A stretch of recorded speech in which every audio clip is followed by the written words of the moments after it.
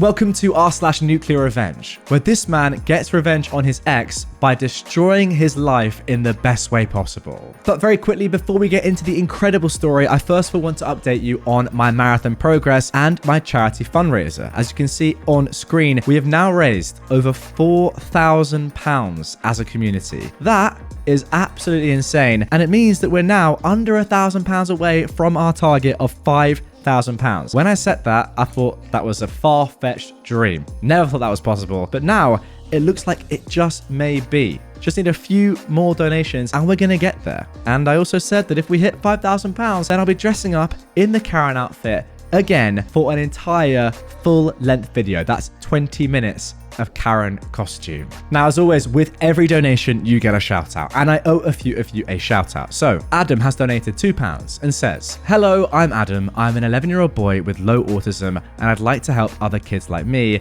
Thanks, Jack." Adam, you're an absolute legend. By the way, guys, if you do want to donate and get a shout out just like Adam, the link to do that is down below in the description, as it is in every single one of my episodes, no matter what platform you're on. Let's continue. Sus, oh my god, sus, probably not a real name there, I'm just gonna guess, says, "Hey Redditor, love your vids. I'm 9 years old and I've been listening since 2020. Sorry I can't donate more, but your stuff is really cool and you help me go to sleep at night. Bye." $5. Thank you very, very much. Absolutely love it. Then compare that to Nichelle Larson, who has donated, in terms of actual donations, probably more than anyone else. This might be their 7th or 8th donation now. Nichelle, absolute legend. Since your last video, Nichelle's daughter wants to give her birthday money. Her birthday isn't until November, so I thought it would be fair. $11 from Nichelle and her daughter. Shout out you two. You guys are absolute legends. Now, the final shout out of this episode is to Pickalax Alt, who actually was the person who got us over the £4,000 mark by donating £33.56. Good luck on the marathon, Jack. I've been watching your videos podcast style for a while. Loving the stories and your takes on them. Greetings from Cambridge, MA, USA. Absolute legend. Then there we go. That is the end of the shout outs for this one. Guys, if you would like a shout out, get in the description. You know what? I'll just quickly give you a little update on my progress. The other day, I ran the furthest I've ran so far, 34 kilometers. You can see it on screen if you're on YouTube. It was quite hard. It took me 2 hours and 50 minutes. In miles, that's about 21 miles. And that is the longest run I'll do before the marathon, which is happening in 3.5 weeks now. Running that at about 8-minute mile pace. And my goal is 3 hours and 30 minutes. You know what they say, guys? The more you donate, the quicker I'll go, because that will be a great incentive. Yeah, it might not work like that, but you know, I'm going to be running in the kids' jersey, with the vest, with the name across the front. It's going to be great. So yeah, donate. Amazing charity kids who I've not even mentioned yet. They just do amazing things for disabled children and their families. And it's been an absolute pleasure fundraising so much money for them. You lot are insane. Let's get to the goal and let's get into this episode. Ex-boyfriend violates me and denies it. I ruin his life. At the beginning of these events I'm about to share, I was 20 years old. I'm now 21. I was involved in a 5-month relationship with my ex-boyfriend, Jack. He was also 20 and is now 21, who attends the same school as me. We started dating in December and I broke up with him in May. At the time, I was taking a gap semester from school for previous unrelated reasons to the events being told here, and was instead working full-time. We went into this relationship both as each other's first. We were also subsequently part of leadership in a student-run group, with both of us being elected shortly before I broke up with him. This is a story of what happened in this relationship, as well as afterwards, that subsequently resulted in me ruining his life. I toyed with keeping this story to myself, but the closure from my experience includes getting it off my chest, and maybe some internet strangers can help me feel a little better about everything that happened. I won't go overly specific to try and spare my identity, hence the throwaway account, but anyone who knows of the fallout probably knows who I am. To those, I stand by my actions. And if my ex is reading this, you deserve so much worse than what you got. You are subhuman scum. So then, parts 1 to 3 provide context and a backstory that were abbreviated to get the gist across, and part 4 and 5 is where the revenge starts. Part 1. The start. I did not know Jack at first before we started seeing each other. A mutual friend, Bestie, introduced the two of us because we shared similar interests. We hit it off and went on a few dates over the span of a few weeks. One night, Jack came to my place. We watched a movie and cuddled through the night. This was what I consider the official start of the relationship. We were seeing each other pretty much daily, even when he went home to visit his family. I lived within reasonable driving distance. The relationship moved in a way I consider relatively quick in hindsight. He also gaslit the words "I love you" out of me 2 weeks in by misshaping words I spoke into the phrase. Jack also mentioned shortly after we started dating that he had a previous ex in high school who was closeted, but the details I have are relatively faint. They were all disclosed by him. He mentioned that this relationship abruptly ended when the high school ex accused him of the R word, telling his friends, his high school admin, and his family. This reportedly drove my ex to therapy and ruined his social life. My ex swore up and down that he would never do such a thing to anyone, but wanted to be upfront with me at the beginning, though we were pretty much exclusive at the time he disclosed this. I, obviously taken aback by this, didn't think that he was capable of something like that, and I told him as such, and I comforted him for sharing such a vulnerable experience with me. I largely forgot about this afterwards though. Part 2. The relationship. When I first started dating Jack, we discussed our preferences, what we were looking for, the standard relationship spiel. He told me that he was looking for someone masculine, and I told him I wanted the same. We both assured each other we were masculine figures, but only one of us was telling the truth, which I'd come to find out during the relationship. He was honestly quite femme-presenting. He would say things even before we started dating that, in retrospect, seemed somewhat off-putting or outright manipulative without raising red flags at the time. Again, this behavior became habitual throughout the relationship. Shortly after I started dating him, I joined a student-run design group that Jack was a prominent figure of. I've been exploring joining this group or one similar to it, but dating him at the time gave me the confidence to move forward with it. I didn't play a huge role in it initially as I was working full-time, but I began making acquaintances with those in the group, as I was generally regarded to be a friendly face. Jack had acquaintances in this group that he would make comments about that were vile and sexual in nature. One of them was a mutual acquaintance to the both of us, and the things he would say made me question whether Jack was aware that we were in a monogamous relationship. These comments seemed to be attempts to invoke jealousy to me, but I never gave in. However, they only perpetuated the red flags that he was giving off. Part 3. My own doubts, the break, and the breakup. I would argue my doubts began sometime around month 3. Some of the doubts that I felt involved the deepest questioning of my sexuality in my lifetime, as well as whether I was truly attracted to Jack. I had a few people in my life that I'd been attracted to for a while, and intruding thoughts of me being with them began to run through my head. The red flags Jack displayed began to illuminate in my mind, and slowly these doubts I felt began to affect the relationship. I'd never questioned my sexuality severely, as I kind of always knew that I was a gay man. I realized that I was starting to lose the spark that I thought I'd felt towards Jack when we first started dating. He also started to become more aggressive in initiating, when I turned him down. One time when I declined, he angrily looked at me and asked me if I was sure that you're still actually gay. This question rubbed me the wrong way, because I'd long since shared my story with him about the discovery of my sexuality. I'd known I was gay for 9 years at the time, though I'd only been out for 2 years. Needless to say, Jack slept alone that night. I worked to mend my side of the relationship, though there were many challenges to overcome. The gap in compatibility was quickly growing evident between the two of us and started causing tension. I had mentally begun to exit the relationship as I was beginning to feel guilty for not keeping him happy. Jack was also insistent that I quit my full-time job so I could go back to school and properly focus on it, and the job had started to demand more from me, up to 10 hours of overtime per week sometimes. I was steadfast on staying employed. I was a manager of a place I'd worked at for 5 years, and this furthered the tension as he felt I was choosing work over him. Around the end of April, there were elections being held for leadership on the design team that Jack and I were now both a part of. They had an empty position for their treasury role, for which I had experience with my job, so I ran for the role and got it. He'd been gunning for a project management role and was given it as well. This happened in conjunction with the relationship turning rocky, but it didn't seem like it would be a problem. It's important to note that this design team was quite important to Jack. He put a lot of time into it. It was his main thing outside of school, and almost all his friends that he had were in it.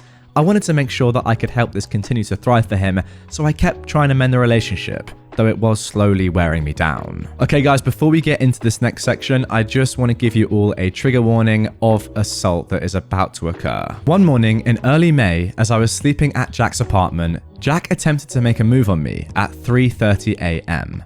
I, asleep at the time because I had work at 7, told him that I didn't want this and turned back over and went back to sleep.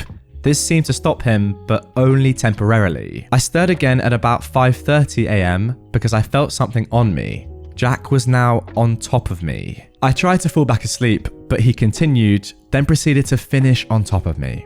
I, disgusted, got out of bed and showered to get ready for work. He didn't say anything to me in this time frame, not even an apology. As I was about to leave his apartment, he stopped me and said that we should take a break. I tearfully agreed and left for work feeling like I'd done something wrong. The break was mentally relieving and challenging for me. I felt right being apart, but didn't feel right about everything that happened. I was still questioning my sexuality and was facing ever-increasing challenges with work. I was tasked with managing 2 departments at once and worked almost every day during the break.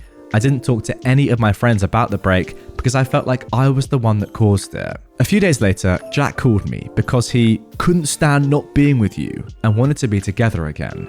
I reluctantly eased back into it, but I'd mentally known the break was the beginning of the end.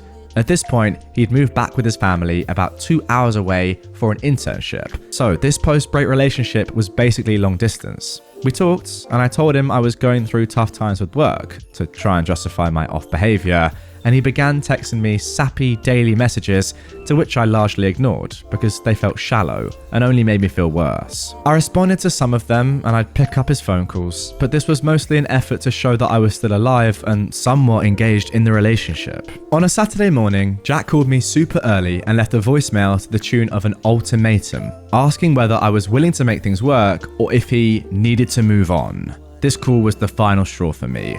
I knew that this was when I needed to end it. I wrote a brief letter, called him back, and I read it to him. I broke up with him over the phone. This was not my finest hour, but he left me no choice. He was entirely taken aback by me calling the relationship off and tried to ask me to make it work, manipulatively. I ended the relationship amicably because I thought I'd done something wrong, and he agreed that we could remain friends. He called me early the next morning, begging me to reconsider though, and that we could work it out. The phone call woke me up this time, and I simply told him goodbye. I went to work that afternoon and had a mental breakdown. I felt guilty for the breakup and felt like everything that happened was my fault. I wound up putting my 2 weeks in at my job. I wound up staying, and I'm still employed there though, unbeknownst to him, and I texted Jack that I'd done so. He responded that he was happy for me, and that is the last direct communication I have from him. Part 4. The Discovery. The summer was relatively refreshing for me. I began to work on improving myself, made some new friends, and cut back my work to a healthy amount, all while getting back to my school course load. I didn't talk to Jack at all during the remainder of summer. In fact, I didn't even see him until late August after full classes resumed, when he passed by me with a new guy, let's call him New Boy. When I saw Jack walk by with New Boy, he pretended not to see me, but I couldn't hold back an ugly cackle. Jack clearly didn't want anything to do with me, but the cackle was from seeing Jack with someone new, because the manipulative statement he'd made when I dumped him became obvious. New Boy was not exactly a good-looking guy either, which only added insult to injury. A few weeks later, I had a falling out with the elected president, let's call her Prez, of the design team. I was tasked to compile a part of a report that required others to do their part first. This report was due on a day that I had plans that could not be put off, and no one did their part until the last minute. Thus, I was unable to do my part, and another board member wound up doing it for me. I was transparent with my plans, and I'd said why I couldn't complete it on my own, and the board member apologized to me for stretching me thin like that.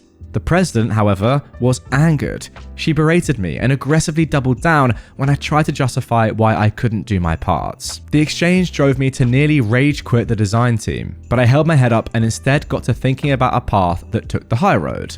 One thought led to another, and suddenly I was thinking about why my relationship with Jack failed.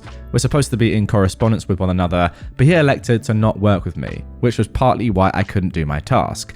I simply didn't want to work with him either. At the same time as the falling out with Prez, the design group had a photo shoot for all elected board members to receive headshot photos. I, not being close with any of the leadership, was mostly minding my own business. Jack, however, brought New Boy along to try and show off in front of me. New Boy wasn't even in the design group.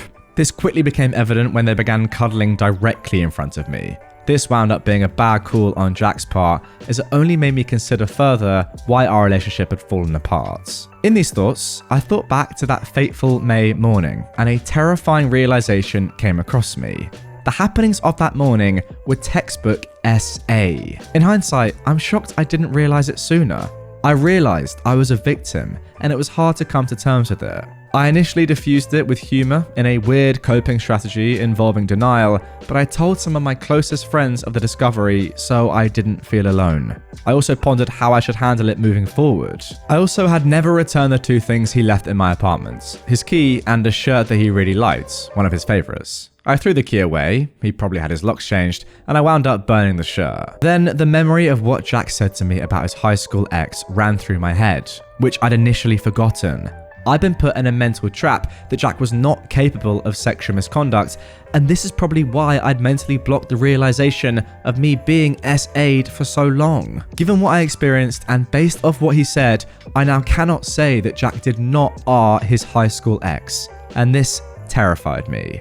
I knew what I needed to do. I didn't believe that approaching Jack was the best move, but I felt that I was under heightened pressure since he started dating New Boy and that he could potentially do it again. Part 5. The reporting. Given that it took me over 5 months to discover the assaults, pressing charges was out of the question. I needed some form of administrative documentation if I couldn't press charges, and I wanted this by the book, because I was disgusted that I was so severely wronged. Fortunately, my school has a program for Title IX that handles sexual misconduct, so I called them up and filed a report. In this report, I outlined in detail the happenings of that May morning and requested an informal resolution, where my report was documented but an amicable agreement was to be reached between Jack and I. There was a formal route that could result in academic repercussions as it went in front of a student honor court, but given my lack of hard evidence, there was an extremely high chance of the case simply being thrown out like it never happened. The informal resolution still logged the incident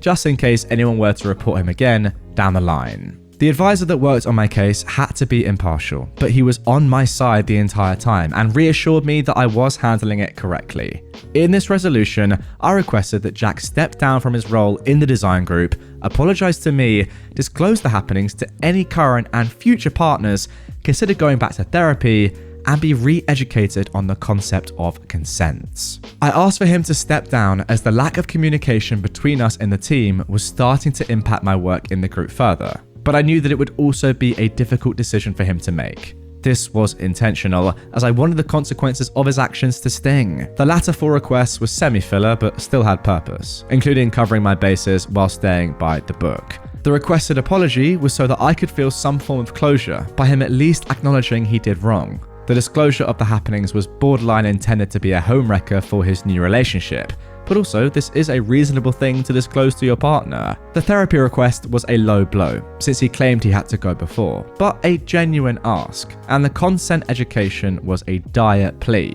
Because if he can't recognize that being asleep isn't consent, I'm not sure what he considers it to be. Part 6. The interim and the report's end. In the midst of the report being filed and Title IX working on reaching out to Jack, the governing body at my school that manages student-run organizations deemed me ineligible to be the design group's treasurer. Their system is really backwards and their reasoning was stupid. I didn't have enough credits to be considered eligible. They demanded a replacement treasurer. The president, who suddenly was nice because she needed something from me again, held a meeting and asked me if I'd be okay, still doing my job, but just marking someone else down as the treasurer to satisfy the governing body. I agreed. Now Jack was in this meeting and he quickly volunteered to put his name down with a smirk on his face. I, also smirking, simply said that was fine. The president then moved to crack a joke. She started to say how it's funny that Jack's taking your position since... She quickly stopped speaking, widened her eyes, and looked at myself, then at Jack. Those few words told me that Jack had mentioned our relationship's end. The entire elected board was friends with each other, excluding me, and it also demonstrated to me that they were talking poorly about me behind my back. I firmly believe the comment she was about to make was her finding it funny that Jack was taking my position because we previously dated. but she stopped herself when she realized she was about to talk badly about me to my face. I smiled, feigned ignorance, and quietly dismissed myself from the meeting. Jack, on the other hand, was not staying in touch with Title IX. They reached him after about 2 months, and he initially admitted to the advisor that he did not disagree with the instances I described, but he wanted me to know that he was learning intimacy. I politely told the advisor that I could understand that to a point, as I was in the same boat as him, but that doesn't excuse his actions. I also asked the advisor if he decided on the resolution, to which he hadn't. The advisor then attempted to call Jack back to get a decision from him on whether he would follow my requests, but Jack began dodging phone calls for about 2 weeks. These 2 weeks were some of the hardest of my life. The ugliest parts of the relationship were playing through my head non-stop. I was drinking nearly nightly to ease my mind, not my proudest hour. I wrote a long emotional letter regarding my thoughts that was subsequently emailed to Title IX. I did this to document the feelings I had while further strengthening my case, which to people outside of myself was relying on anecdotal evidence. I called Title IX back, expressed my concerns once again, and they thanked me for the letter because it provided additional perspective from my side. I requested that when they reached Jack to give him this ultimatum. He needs to step down. I also asked they let him know that if he chose not to, that I would step down, but be thorough in explaining why I stepped down. I worded it intentionally because I'd begun to plan my exit with the design group, and I was banking on Jack valuing his pride over accountability. I was right. After those 2 weeks, Jack finally picked up and told Title IX that everything that happened was consensual. I'm not stepping down, and that's all I have to say. Title IX immediately called me with the news. I was simultaneously shocked, but not surprised. Even the Title IX advisor was floored that Jack had doubled back on his previous statements. I asked if the previous words or admission would hold up if I were to press charges, but because Title IX is protected speech, it wouldn't fly in court. I thanked the Title IX advisor for his help, knowing exactly what I needed to do. Jack had said the exact words needed for me to do my part. All I have to say. Part 7. The disclosure. The aforementioned call came to me at 3 p.m. on a Friday, shortly after I got home from classes. Less than 20 minutes later, I was sitting in the office of the design group's faculty advisor. We'll call them faculty advisor. I told him what happened and what I was planning to do, including my resignation. Jack's misconduct had not only wrecked my mental state, but because I was outright afraid of being around him, I was hardly participating in the design group outside of my administrative duties after I discovered I'd been assaulted by him. The faculty advisor was extremely sympathetic with what I was describing and directed me to hold a meeting with the elected board, including the president, to announce my departure. He gave me otherwise free will to figuratively set off a bomb. I organised a meeting with the entire board for the following Monday, sans Jack, and alerted them that the meeting was important, all while keeping the operation under wraps from Jack. Come the Monday meeting, I'd created a fun PowerPoint presentation that created a quick slideshow touching on all the topics mentioned above. The board arrived slightly tardy and were chattering amongst themselves until I launched the PowerPoints with the words "Wake Up Call" displayed on the screen. I thought the title was clever. Oh wow, I get it. I started by thanking them for showing on such a short notice. I announced my resignation, a background of our relationship, what Jack did to me, and what I did, including making the Title IX report and what's involved by doing that. The board sat there in silence, absolutely stunned at what I was presenting them. I further went on to delegate my treasury duties, offering to assist anyone that needed it aside from Jack. I slyly mentioned that Jack was definitively the one responsible for my duties due to his quick volunteering before, and I looked at Prez directly when I said it. The look in her eye at that moment was sheer terror. That moment of his volunteering and her comment afterwards flashed through her mind. I paused for a moment to regain my composure. It was a hard presentation. I held back tears giving it. Then I continued on. I read the group's governing documentation and pasted portions from it in the presentation. I outlined their impeachment process, and I recommended that they vote to remove Jack from his elected position. I tossed in the group's zero tolerance policy on sexual harassment in the presentation for good measure. I reiterated that Jack had violated me while I was unconscious and questioned how anyone could ever consider those acts consensual or humane. Everyone else in the room was crying by the end of the presentation, which somewhat surprised me at the time. Again, they were all friends with Jack, but were not close with me. They thanked me for telling them what happened and told me they needed time to process everything, but that they would keep me updated on what they chose to do. The board also asked me if I would reconsider staying if he stepped down or was otherwise removed, to which I told them no. My justification was that my impact in the group was too deeply impacted by his behavior, and that staying around would only be keeping my wounds open. I left the meeting with a huge weight taken off my shoulders. Part 8. The last interaction with Jack. I walked back to my car after the meeting and texted a professional resignation message in the group's communication channel, citing personal reasons and wishing the best for the group. This would be the first of the communications that Jack would receive related to the meeting that had just happened. I directed any treasury concerns to Prez while they worked to appoint a replacement. These communications were kept professional as I intended to come out of the situation with grace. Any malice could have disrupted my efforts to be credible. I then drove over to the faculty advisor's office with the intent of catching him up on the meeting that happened. I instead pulled into the parking lot to see Jack's car parked outside. I thought to myself, oh great, he's probably inside. This might be fun. Coincidentally, Bestie was also stopping by the building and I ran into her in the parking lot. I hadn't seen her in a while, so we hugged and I told her that I just stepped down from my position and that I was doing pretty rough. My mind was still quite fogged from the meeting I just left. I told Bestie that I wanted to talk, but right then wasn't a good time, and I invited her to talk later.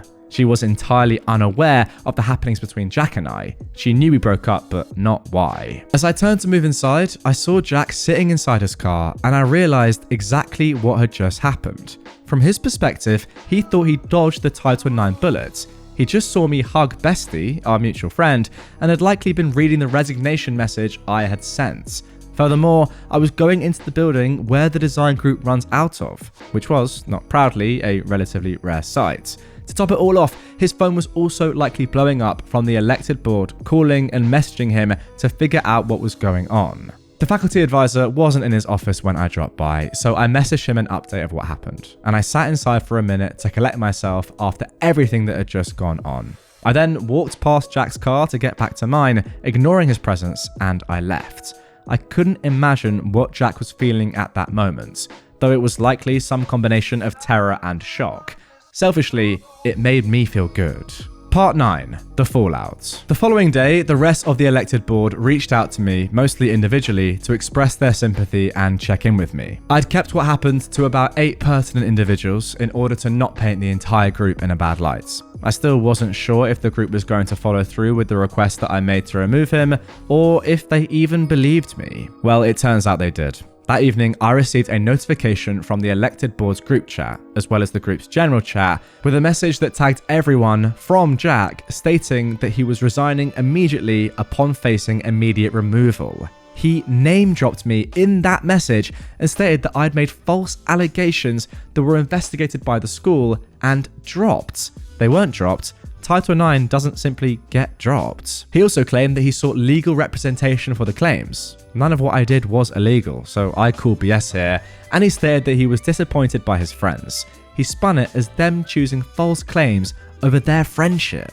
He then somehow sent this message as an email to every person who'd ever been a part of the group at my school. 700 plus people get this email with my name on it at 9:30 p.m. at night, and my direct messages start going crazy. Why did I get this? What's happening? Are you okay? I don't know what's going on here, but he seems like he's hiding something. What was alleged? These are just some of the messages I got. I responded to most by simply stating that no one should have ever gotten that email, but to not worry about me. But I was livid. The faculty advisor messaged me, and he was livid.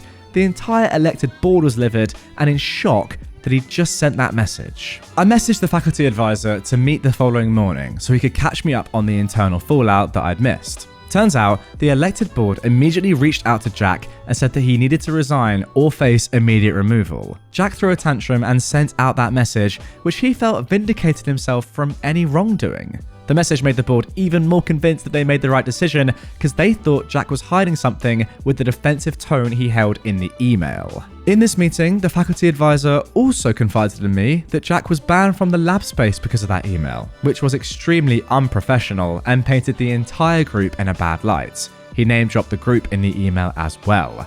Because of the severity of the email and the now on-record events that had occurred between Jack and I, the dean of my school was also informed. The faculty advisor reassured me that I had handled the situation properly and commended me for taking the high road. I'd not once spoken poorly about Jack to the elected board, nor did I drag the group through the mud, though I very much had the opportunity to do so. I made him aware of the conflict between Prez and I in this meeting. I also spoke to Bessie that day, who also received that email, and I told her everything that happened. She'd remained friends with Jack after our breakup, and she told me that he said I'd ghosted him. She'd not previously asked for my side. Remember those sappy text messages he sent before he asked if he should move on? Yeah. My not responding to all of those, I had responded to some, and I'd called him in between them as well, was what he'd framed as ghosting. So I cleared that air with her too.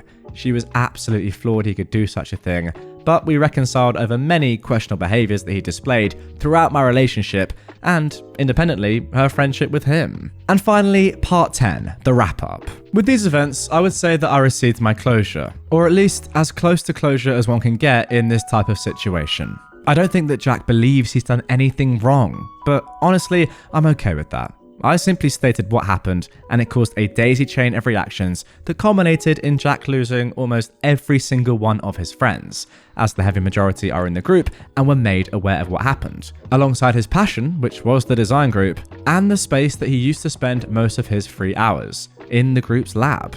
He also lost the faculty advisor's respect, who was a very prominent figure in our school, as well as Jack's now former boss. The school is keeping an eye on him now, while also potentially considering disciplinary action on him. When I say that the group was important to Jack, I mean it. When he wasn't in class, he was usually working in the group or spending time with the friends in it.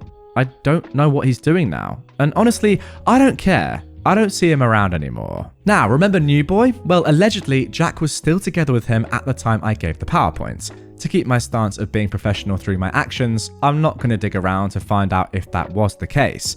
I don't know who the boyfriend is, and Jack doesn't have a social media presence. Yeah, I could ask Bestie, but I believe that New Boy received word of the incidences I brought forward.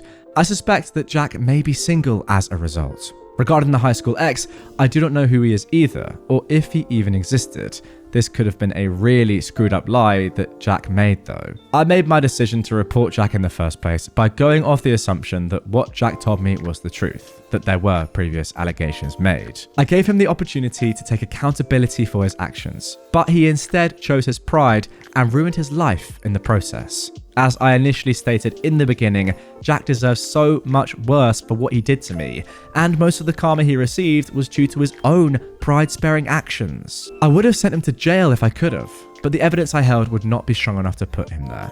He may not presently believe that he's done anything wrong, but those closest to him know that he did. And to me, the social repercussions he faced seem like almost suitable punishments. And there we go, that is the end of that one. Wow, what a story. An absolutely incredible tale, and I've got to say throughout all of this OP, it would have been so much easier in your spot to just throw your toys out the pram. I'd say honestly validly, because what happened to you was a pretty terrible thing. Let's all be honest here, and just go crazy and be malicious and try and get the worst possible punishment on Jack you possibly could and throw the entire organization under the bus. Just go crazy, you know, just do what, let's be honest, you would have been completely fair in doing, and just saying, no, I need as much justice I can possibly get right now, and not caring what kind of fire you left in doing so. But no, you had enough patience and grace and decorum to go about this in a much, well, I don't know, calmer way, right? I really don't think I would have been able to do this given what you went through, but fair play.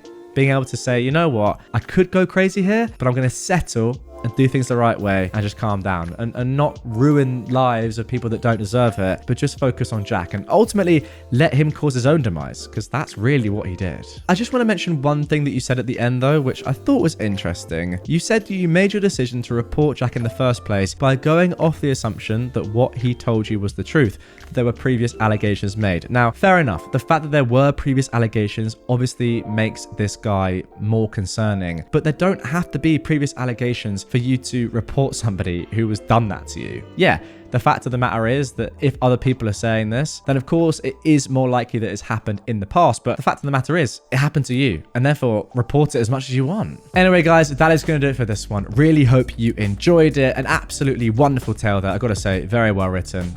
If you guys ever want your stories read out on my channel, by the way, the more well written they are, the higher chance you have of them being read out. That is one of the main things I look for. Not just a story, but if they read well, and this one certainly did. If you want more content from Nuclear Revenge right away from me, check it out on screen and in the playlist linked in the description.